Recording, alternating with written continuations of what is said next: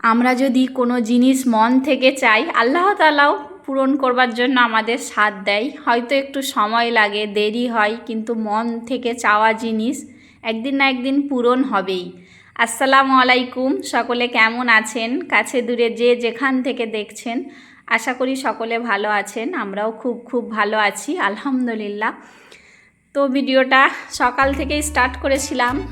সকালের দিকে একটু ক্লিপ নিয়েছিলাম, যেহেতু ক্রেন গাড়ির কাজ করছে। পুকুরের দিকটা পুরোটাই কাটানো হয়ে গিয়েছে, তো মাটি অনেক তুলে জমা করে রেখেছিল। তো এই যে আরেক দিক দেখালো পুকুরই আমরা পাইলেন করে দিচ্ছি, মানে এক সাইড আমার জায়ের আর এক সাইড আমাদের। তো অত তো মাটি নেই যে ওই দিকটাও ফেলা হবে, তো সেই জন্যই আমার নতুন পুকুর কাটিয়ে আমি সেখান থেকেই মাটি নিয়ে বেশি করে, আরও যেহেতু পুকুর আছে সেই মাটিকে নিয়েই আমি আমাদের পুরাতন পুকুর, তো সাইড থেকে হচ্ছে যে বড় বড় শালবল্লি দিয়ে, ওই ক্রেনবালাকেই বলেছিলাম, তো ক্রেনবালাই হচ্ছে যে বড় বড় শালবল্লিকে একটু ক্রেনের মাথা দিয়ে একটু লাগিয়ে দিয়েছিল একদম, যেহেতু বড় বড় শালবল্লি ছিল, তো লাগিয়ে দিয়ে। আর এদিকে হচ্ছে যে পুরোটাই কাজটা প্রায় আস্তে আস্তে হচ্ছিল, আর একটু একটু করে বৃষ্টি হচ্ছিল, খুবই অসুবিধাও হচ্ছিল, কাদা প্যাচপেচানি ভাব হয়েছিল। কিন্তু এই যে বললাম, আল্লাহ তাআলা যদি মন থেকে চাওয়া জিনিস অবশ্যই একদিন না একদিন পূরণ করে। তো আমরা অনেক দিন থেকেই চাইছিলাম এটা, আর বর্ষাকাল হচ্ছে, মন থেকেই চাইছি যে এটা যেন ভালোভাবে কমপ্লিট হয়ে যায় কাজটা। তো আস্তে আস্তেই হচ্ছে। আর যেহেতু অনেক গাছ ছিল আমার আগের বাগানে, তো গাছগুলোকে তোলা হয়েছিল, সেই গাছগুলোকে একটা একটা করে ওই ক্রেন গাড়ি আবার লাগিয়ে দেবে, যেহেতু উঁচু করে ওই দিকটায় মাটি ফেলে দিচ্ছে, তো সেই জন্যই ভালো করে হচ্ছে যে ওইগুলোও লাগিয়ে দেবে। আর অনেক মাটি এদিক ওইদিক পড়ে গেছে, সেগুলোকেও ভালো করে তুলে সাইডগুলো একদম ক্রেন গাড়ির মাথাটা দিয়ে দেবে, যেহেতু না ধোয়া হয়। আর আপনাদের ভাইয়া বলছিল যে পাড়ে পাড়ে আমি সব পলিথিন কিনে নিয়ে এসে দিয়ে দেবো, যাতে পাড়টা না ধোয়া হয়। তো এই যে গাছগুলো একে একে করে বড় বড়, যেহেতু গাছ অনেক শিকড় ছেড়ে দিয়েছিল, তো বর্ষাকাল বলে যে গাছগুলো মারা যাবে সেটাও আমার মনে হচ্ছিল না, যে না গাছগুলো হয়ে যাবে, যেহেতু বর্ষাকাল, তো গাছগুলো ধরে যাবে, কোনো অসুবিধা হবে না। আমাকে আপনাদের ভাইয়া সবসময় ডাকছিল যে তুমি আসো, দেখো গাছগুলো তুলছে, তো মন খারাপ হচ্ছে কি না। বলছি না, মন খারাপের কি আছে, এটা আমারই কাজ হচ্ছে। তো আমরা এটা চাইছিলাম অনেক দিন থেকে, যে কাজটা যেমন এইভাবেই কমপ্লিট হয়, যেরকম আমরা চাইছি সেরকমভাবেই যেন হয়। তো ভালোভাবেই গাছগুলো লাগিয়ে দিচ্ছিল, আরও বেশি করে তুলে একটু ডাঙাটা উঁচু করছিলাম, যেহেতু বর্ষাকালে ডাঙাটা ডুবে যায়। তো পুকুরটা একটু বড় হয়ে গিয়েছিল, সেটারও খুশি ছিল যে বেশি করে আরও মাছ ছাড়বো, বেশি বেশি মাছ খেতে পাবো। আমি যেহেতু মাছ লাভার, খুবই মাছ পছন্দ করি, তো মাছ তো ছাড়বই, সেই জন্য আরও ভেবে খুশি হচ্ছিল যে না, ডাঙা ছোট হয়ে গেছে কোনো ব্যাপার নয়, এদিকে ডাঙা আরও বড় হয়ে যাচ্ছে।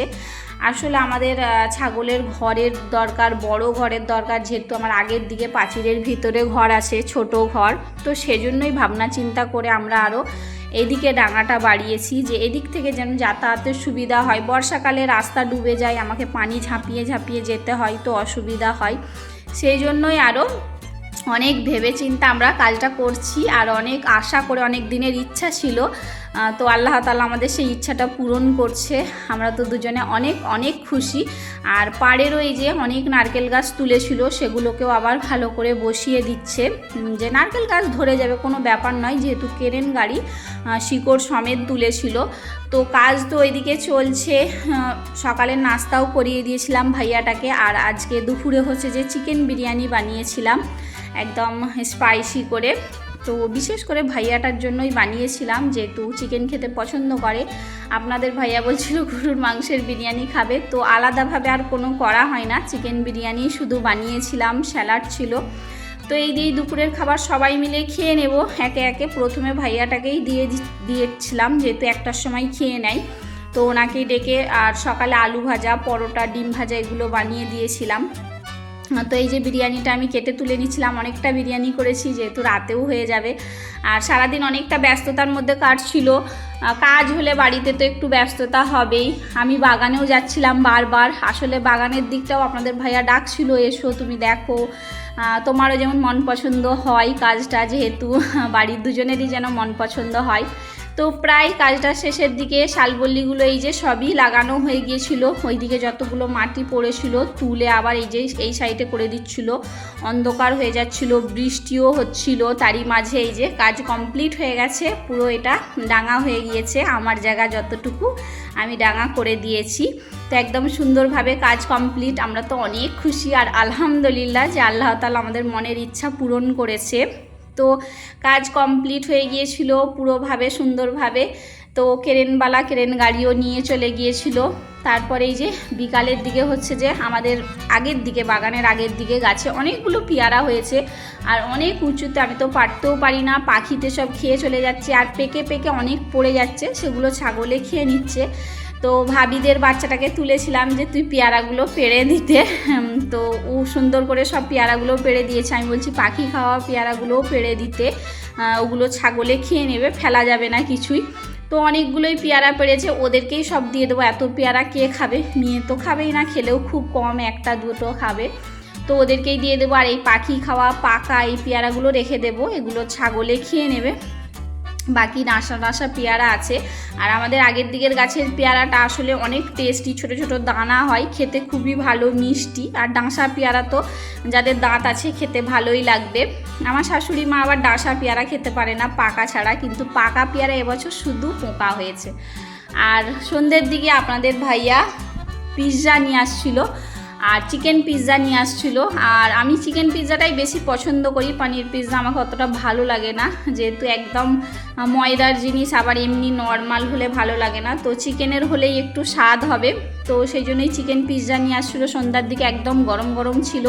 নিয়ে আসতেই বলছে যে এটা খুলে খেয়ে নাও, ঠান্ডা হয়ে যাবে। তো পিৎজাটা দারুণ টেস্টি ছিল, নতুন আমাদের এদিকে দোকান খুলেছে, তো সেই জন্য এই দোকান থেকে নিয়ে আসছিল। আর যারা এতক্ষণ ভিডিওটা দেখছেন এখনও একটা লাইক দেননি, প্লিজ একটা লাইক দিয়ে আমার চ্যানেলটাকে সাবস্ক্রাইব করে আমার পাশে থেকে যাবেন। পুরাতন বন্ধু যারা আগে থেকেই করে রেখেছেন সকলকে অসংখ্য ধন্যবাদ। নতুন বন্ধু হয়ে থাকলে চ্যানেলটাকে সাবস্ক্রাইব করে আমার পাশে থেকে যেতে পারেন।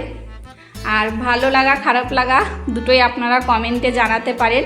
কে কোথা থেকে দেখছেন সেটাও কমেন্টে জানাবেন। সকলে ভালো থাকবেন, আমাদের জন্য দোয়া করবেন। আল্লাহ হাফেজ।